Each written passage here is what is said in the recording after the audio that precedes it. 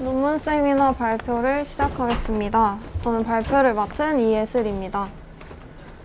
제가 발표할 논문은 다음과 같은 두 가지 논문이고, 첫 번째 논문은 리커렌트 오토인코더의 단점을 보완한 모델에 관한 논문이고, 두 번째 논문은 Unsupervised Representation Learning에서 템포럴만 사용했던 것을 스펙트럴 특징까지 포함을 해서 학습을 시킨 논문입니다.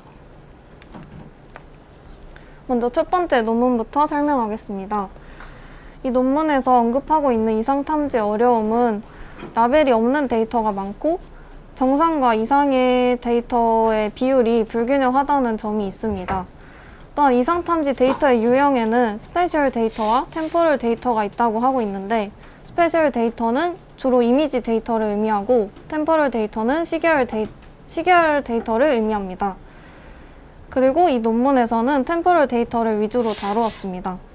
또한 본 논문에서 얘기하고 있는 최근 이상탐지 모델의 방향은 로버스트하고 스테이블한 어노멀리 디텍션 알고리즘이 많이 연구되고 있다고 하고 있습니다. 또한 이상탐지 관련 연구는 제너레이티브 어프로치와 디스크리미네이티브 어프로치 두 가지로 크게 나눌 수 있습니다. 제너레이티브 어프로치는 데이터 X가 생성되는 과정을 다음과 같이 두 개의 확률 모형으로 정의하고 베이즈 룰을 사용해 조건부 확률을 간접적으로 도출하는 모델을 가리킵니다.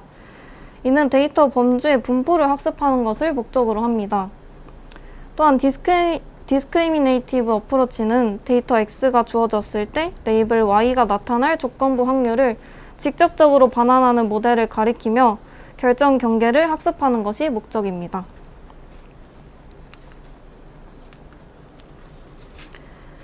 이를 조금 더 세분화해서 살펴보면 디스크리미네이티브 모델에는 슈퍼바이스드와 언슈퍼바이스드로 나눌 수 있는데, 슈퍼바이스드의 모델에는 크게 바이너리 클래시피케이션 알고리즘이 있습니다.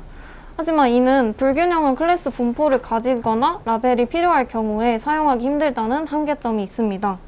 따라서 언슈퍼바이스드 모델이 등장했고, 대표적인 것으로는 원클래스 클래시피케이션이 있습니다. 하지만 이 또한 이상이냐 아니냐만 알 수 있기 때문에 해석 가능한 결과를 얻기 힘들다고 하고 있습니다. 또한 제너레이티브 모델에는 프리딕티브와 리컨스트럭션 모델이 있는데, 프리딕티브 모델은 다음과 같은 모델들이 있고, 하지만 이 또한 트레이닝 데이터셋의 통계치로 제한된다는 한계점이 있기 때문에 리컨스트럭션 모델이 등장을 했습니다. 따라서 본 논문에서는 이 리컨스트럭션 모델에 있는 제 아래 리커런트 오토인코더의 단점을 보완한 모델로 논문이 진행되고 있습니다. 근데 리커런트 오토인코더를 설명드리겠습니다. 이 아래 이 모델은 여기 위에 보시는 모델의 구조를 띠고 있고, 이 모델을 자세하게 설명하진 않겠지만 리커런트 오토인코더의 한계점을 다루면 또 서로 다른 윈도우 사이즈에 따른 결과값에 차이가 존재한다고 합니다. 또한 긴 윈도우 사이즈를 싱글 컨텍스트 벡터의 모든 정보를 인코딩하기 때문에 조금 정보 보존이 어렵다고 합니다. 또한 이로 인해서 Vanishing Exploding Gradient 문제가 발생을 합니다. 따라서 본 논문에서 제안하는 모델은 리커렌트 리컨스트럭티브 네트워크이고, 컨트리뷰션은 아래 세 가지와 같습니다. 또 롱텀 디펜던시 문제를 해결하기 위해서 셀프 어텐션 메커니즘을 도입을 했고, 윈도우 사이즈의 변화에 로버스트 할 수 있게 히든 스테이트 포싱 기법을 적용했습니다. 또한 좀 더 촘촘하고 효율적이게 유닛들을 연결하기 위해 스킵 트랜지션 또한 적용을 했습니다. 그 RRM 모델에 대한 구조는 다음과 같습니다.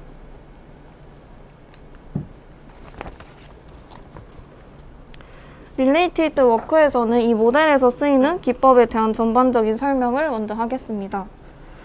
인코더, 디코더 모델은 인풋 스트리밍 데이터를 해석하고 이를 다른 시퀀스로 바꾸는 방법으로 이러한 분야에서 많이 사용이 되고 있습니다. 또한 인코더와 디코더식은 왼쪽에 보이시는 것과 같습니다. 인코더, 디코더 모델에 어텐션 메커니즘을 적용을 해서 디코더에서 인코더의 어느 부분에 더 초점을 맞춰서 내야 할지, 정보를 내야 할지 결정을 하게 됩니다.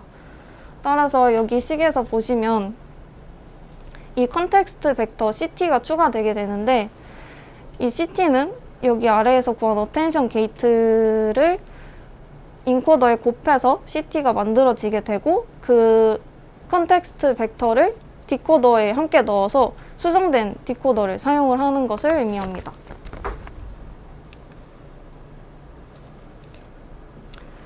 다음 기법은 프로페서 폴싱입니다.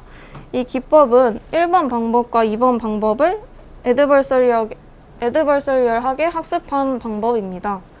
1번 프리 러닝 기법은 이 그림에서 보시면 이 이전 스텝에서 예측한 것을 다음 스텝에 인풋 값으로 넣는 것을 의미합니다.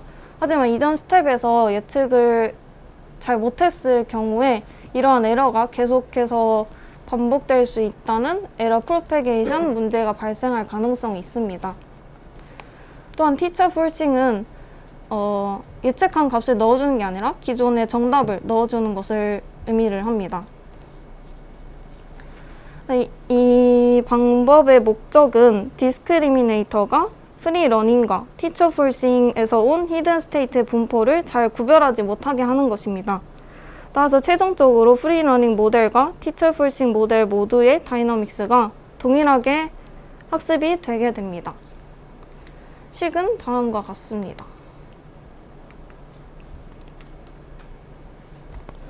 세 번째 기법은 fully connected transition입니다. 이는 feed forward하고 리커렌트한 연결을 가진 멀티플 리커렌트 레이어를 쌓음으로써 RNN 모델이 멀티플 타임스케일 인포메이션을 추출할 수 있게 도와주는 것입니다.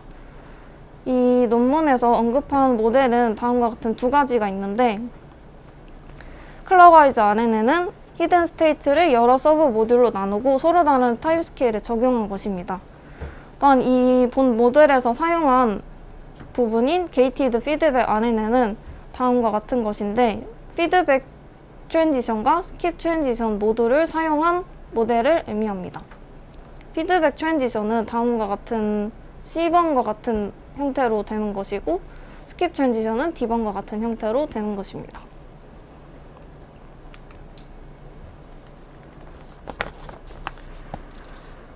이제 RRM 모델에 대해서 설명을 하나씩 하겠습니다.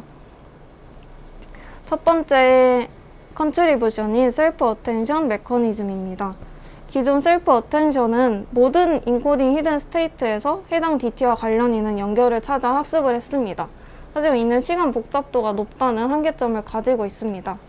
따라서 제안하는 셀프 어텐션에서는 어텐션 게이트의 스코어가 인코딩 노드 내에서만 결정이 되게 됩니다. 아래 그림에서 보시면 인코더를 이렇게 지나갈 때마다 어텐션을 계산을 하고, 이 어텐션의 스코어를 디코더에서 역수를 취해서 사용하는 것을 확인할 수 있습니다. 또한 식에서도 여기서 구한 어텐션을 인코더에서 곱해서 사용을 하고, 디코더에서는 이를 역수를 취해서 사용하는 것을 확인할 수 있습니다. 다음은 셀프 어텐션을 사용함으로써 얻게 되는 장점입니다. 어텐션 게이트가 숄트컨 역할을 하기 때문에 시퀀스 길이에 상관없이 롱텀 디펜던시 문제를 완화할 수 있습니다. 또한 기존 하나의 컨텍스트 벡터에 모든 정보를 축약했던 RA보다 정보 저장이 효율적이고, 어텐션 게이트를 쉐어함으로써 시퀀스 길이에 관계없이 로버스트한 아웃풋을 도출할 수 있다고 합니다. 다음은 두 번째 컨트리뷰션인 히든 스테이트 폴싱에 관한 내용입니다. 기존 시계열 데이터 사용을 할 때 사용자 정의 윈도우 사이즈로 세그먼트 하는 것이 불가피합니다. 따라서 서로 다른 윈도우 사이즈를 사용할 때마다 아웃풋이 크게 다르게 된다는 한계점이 있었습니다. 따라서 여기서 프로페서 폴싱을 도입을 하였습니다. 이 프로페서 폴싱 기법은 앞서서 설명했던 것과 같고, 이 모델에서 러스 함수를 보면은 러스 함수에서 L0는 Reconstruction Error를 뜻하고 LH가 이 Hidden State Forcing에 관한 에러를 의미를 합니다. 하지만 여기 이 Professor Forcing을 모든 노드에 대해서 적용한 게 아니라 이 몇 개의 노드에 대해서만 Professor Forcing을 적용을 했고 그 개수에 대한 것은 T'과 같습니다. 이렇게 LH를 더함으로써 윈도우 사이즈의 변동성에 좀 더 로버스트해졌다고 실험에서 증명을 하고 있습니다. 다음은 세 번째 컨트리뷰션인 Skip Transition with Attention Gate입니다. 인풋과 아웃풋의 길이가 길어지면 그레디언트 베니싱 익스플로딩 문제가 발생하게 됩니다. 따라서 앞서서 설명했던 게이티드 피드백 RNN에서 사용한 스킵 트랜지션을 여기서 적용을 했습니다. 이 스킵 트랜지션 여기 앞에 있는 피드백 트랜지션을 사용하지 않은 이유는 복잡한 커넥션이 항상 성능 향상을 이끌지는 않고 이렇게 정보 길이를 늘려서 비효율적이고 불필요한 정보가 전달되기도 해서 이 D번 스킵 트랜지션만 사용했다고 합니다. 이 스킵 트랜지션에 관한 부분은 이 U 부분을 확인하시면 됩니다. 다음은 이제 실험 세팅에 관한 내용입니다.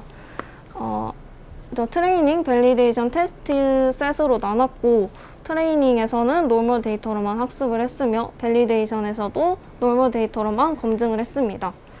그리고 이 밸리데이션 데이터셋에서 나온 에러 값들로 추정된 가우시안 디스트리뷰션을 사용해서 어노멀리 프로베빌리티를 정의를 했습니다.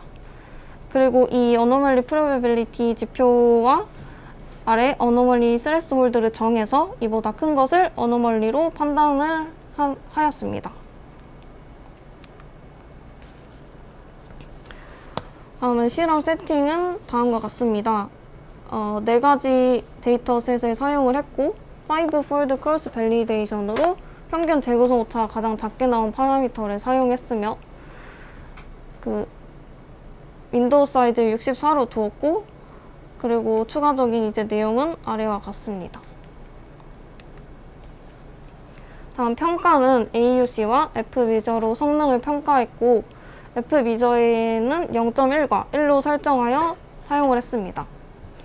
다음 비교 모델로는 모든 윈도우 사이즈는 동일하게 64로 뒀고 K-means 클러스터링 DTW RA 모델을 사용을 하여 비교하였습니다.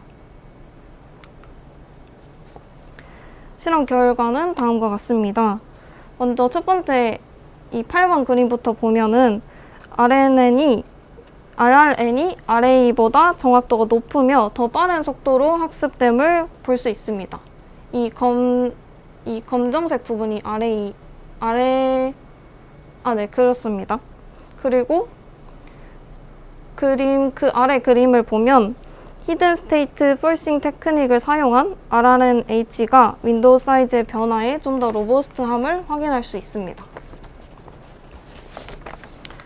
또한 10번 이 다음 그림을 보면은 이거는 피드백 트랜지션과 스킵 트랜지션 둘 다 사용했을 때 그리고 각각 사용했을 때 둘 다 사용하지 않았을 때의 성능을 비교한 것인데 스킵 트랜지션만 사용했을 때 가장 성능이 좋음을 확인할 수 있습니다.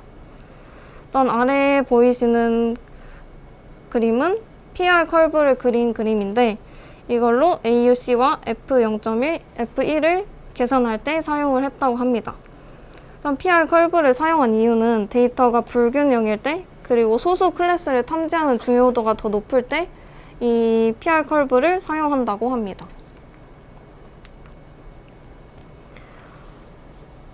그리고 이거는 데이터 셋마다 실제로 어노멀리 스코어를 그린 부분인데 이 회색 부분이 정상을 의미하고 빨간색 부분이 비정상 그리고 파란색이 리컨스트럭션 한 부분 그리고 제일 아래에 있는 이 검정색 부분들이 어노멀리 스코어를 의미합니다. 이 결과를 보면은 ECG 데이터와 스페이스 셔틀 데이터셋 같이 다이나믹하지 않은 데이터에서도 성능이 좋고 제스처와 파워 디맨드와 같이 다이나믹한 데이터에서도 이상을 잘 탐지하는 것을 확인할 수 있습니다. 다음은 두 번째 논문입니다. 두 번째 논문에서 사용된 것은 레프레젠테이션 러닝입니다. 이 레프레젠테이션 러닝은 입력 데이터의 표현을 변환하거나 특징을 추출하여 분류 또는 예측과 같은 작업을 더 쉽게 수행할 수 있도록 학습하는 것을 의미합니다. 그리고 여기서는 컨트래스티브 러닝을 사용했는데, 이 컨트래스티브 러닝은 학습된 표현 공간 상에서 비슷한 데이터는 가깝게, 다른 데이터는 멀게 존재하도록 표현 공간을 학습하는 것입니다. 아래 그림에서 보시면 한 이미지에서 어그멘테이션을 해서 나온 것은 포지티브 페어로, 다른 이미지에서 나온 어그멘테이션 한 데이터는 네거티브 페어로 해서 학습을 시키는 것을 볼 수 있습니다. 시계열 분석은 많은 분야에서 사용되고 있지만 충분한 라벨이 없는 경우가 많습니다. 따라서 시계열의 Unsupervised Representation Learning이 많이 연구되고 있고, 대표적인 모델은 다음과 같습니다.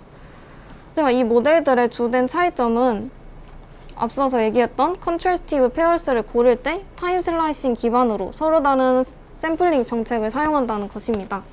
하지만 기존 샘플링 정책들은 글로벌 시멘티컬한 정보가 없기 때문에 false negative의 영향을 받기 쉽고 롱텀 디펜던시를 포착하기 힘듭니다. 또한 템포럴 피처만 사용을 해서 스펙트럴 피처와 템포럴 스펙트럴 릴레이션을 무시하는 한계점이 있다고 하고 있습니다.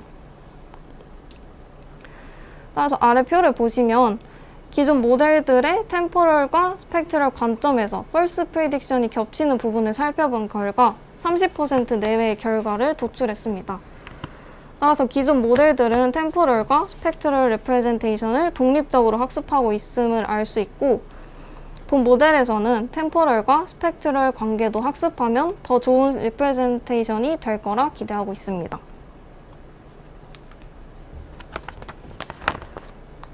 그래서 기존 샘플링 정책의 문제점은 다음과 같은 두 가지가 있는데, 세그먼트 레벨 샘플링을 하기 때문에 기존 레프레젠테이션에서 샘플링 바이어스는 불가피한 문제입니다.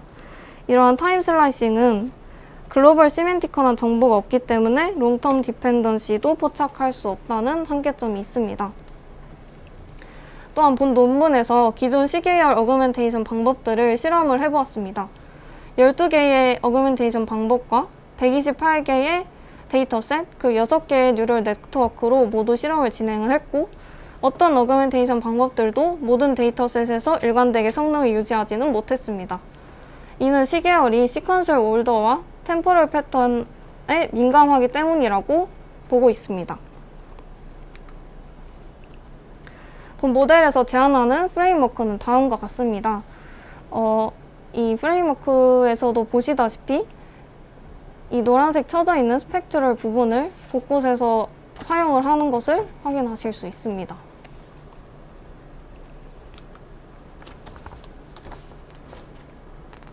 먼저 이 데이터를 어그멘테이션 하는 부분부터 살펴보겠습니다. 본 연구에서는 글로벌 템포럴 인포메이션을 보존하고 타임 시리즈의 오리지널한 특성을 변화시키지 않기 위해 스탠다드 드롭아웃을 통해서 어그멘테이션을 진행했습니다. 이는 하나의 변수 xi에서 x 앵커와 x 포지티브를 만들고 랜덤하게 선택된 다른 변수에서 x 네거티브를 만들었습니다.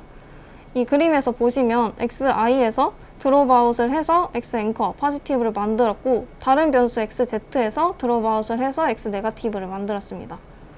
여기서 랜덤하게 선택됐다고 했지만 실제 실험에서는 앵커를 만든 변수를 제외한 나머지 모든 변수에서 네거티브 페어를 만들어서 학습을 했습니다. 이러한 인스턴스 레벨 어그멘테이션의 장점은 좀 더 일반적이고 시계열 상태에 독립적일 수 있다고 합니다.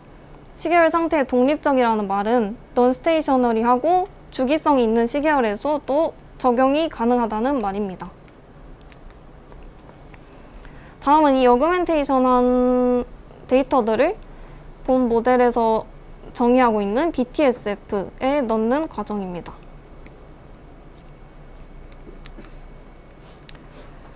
여기서 어그멘티드 된 타임 시리즈 XT와 FFT로 변환된 스펙트럴 시그널 XS를 각 인코딩 네트워크를 통과시켜서 사용을 합니다. 일단 XT는 인코더 A에 넣었고 XS는 인코더 B에 넣었는데, 인코더 A는 다이얼레이티드 커즐 컨볼루셔널로 구성된 인코더이고, 인코더 B는 1D 컨볼루셔널 블럭으로 구성되었습니다. 각 모델은 아래 보이시는 그림과 같습니다. 또한 뒤에 맥스풀링을 적용해서 차원을 맞추고자 맥스풀링을 뒤에 적용을 했다고 합니다. 그리고 최종적으로 이제 템포럴 피처는 이러한 차원을 가지게 되고, 스펙트럴 피처는 이러한 차원을 가지게 됩니다. 다음은 이렇게 추출된 피처들을 퓨전하는 과정입니다.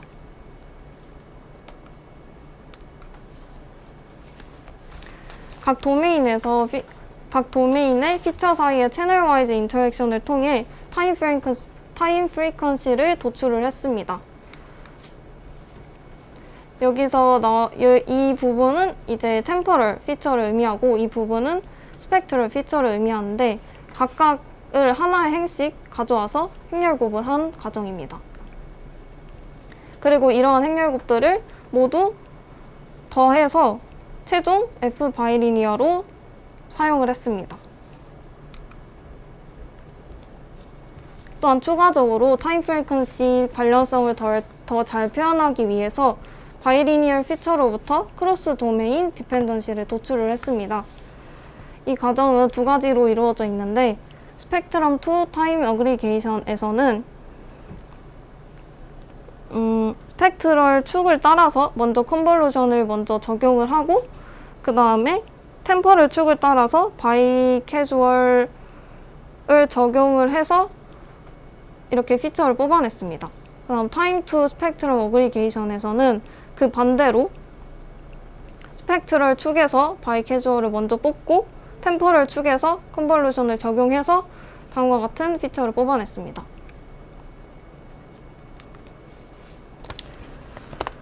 다음은 이렇게 S2T와 T2S를 통해 정제된 템포럴 스펙트럴 피처로 다시 바이리니얼 피처를 도출하는 과정을 반복을 합니다. 이는 K 룹스만큼 반복을 하게 되는데, 이 K는 뒤에 실험에서 더 이상 성능이 향상되지 않는 부분인 K가 3인 부분에서로 설정을 하였습니다. 다음은 메모리 이피시언시입니다. 쿼드라틱 익스펜션으로 고차원의 피처가 계속 저장이 되고 있기 때문에 메모리 효율에 대해서 했습니다. 이 과정은 이 FT와 FS를 곱하는 가운데에 인터랙션 매트릭스를 추가를 하고, 이를 UV 팩토라이제이션으로 행렬 분해를 하여서 복잡도를 낮췄다고 합니다. 이는 메모리 효율을 원래 D제곱이었는데 LD로 바꾸는 결과를 나왔습니다.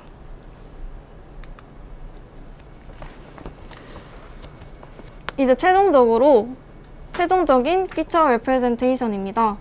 앞서서 구했던 F 바이리니어에 오리지널 템포럴과 스펙트럴 인포메이션을 더해서 시그모이드를 취한 것을 최종적인 피처 레프레젠테이션으로 사용을 했습니다.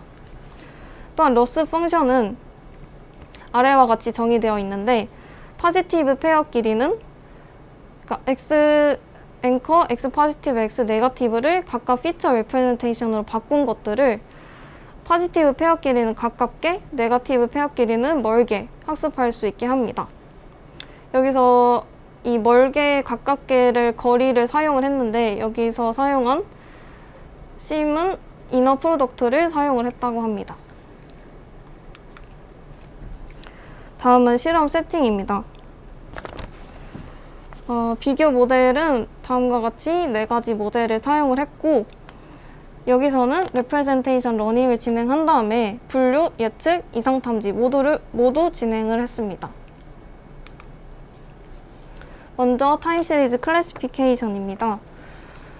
이는 각 모델에서 학습된 레프레젠테이션을 레프레젠테이션 뒤에 리니어 클래시파이어를 넣어서 성능을 비교를 했습니다. 또한 여기서 사용된 슈퍼바이스드 모델은 다른 모델들과 같은 인코더와 클래시파이어를 사용을 했습니다.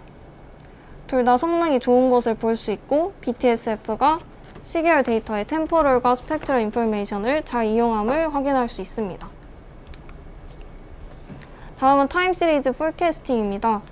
각 모델에서 학습된 레프레젠테이션을 디코더에 넣어 예측한 결과로 성능을 비교했고, 디코더는 엘투놈이 적용된 리니어 리그레션을 사용을 했습니다. 또한 여기서 사용한 슈퍼바이스드 모델은 인포머를 사용을 했습니다.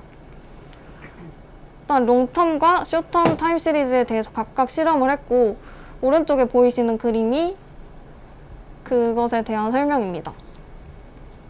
이것 또한 BTSF가 가장 좋은 성능을 내었고, 이것으로 보아 글로벌 컨텍스트를 사용하는 것이 롱텀 디펜던시를 잘 포착하는 것을 확인할 수 있습니다. 다음은 타임 시리즈 어노멀리 디텍션입니다. 각 모델에서 학습한 레프레젠테이션을 디코더에 넣어 예측한 결과로 성능을 비교했고, 스레스홀드를 설정해서 아웃라이어를 정했습니다. 여기서 나타난 PER-F1은 프리시전, 리컬, F1 스코어를 의미합니다.